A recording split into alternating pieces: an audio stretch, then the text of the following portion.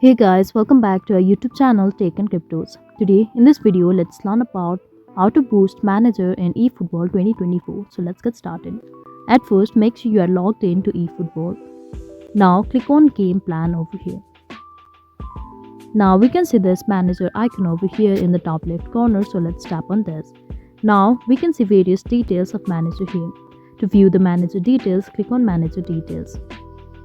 You can change the details as well. Also, we can go and change the formation, and also we can change the team play style here and simply click on done. After which, if you are not okay with the manager, you can go on change manager to change the manager as well. So this is all we can do to boost a manager in eFootball 2024.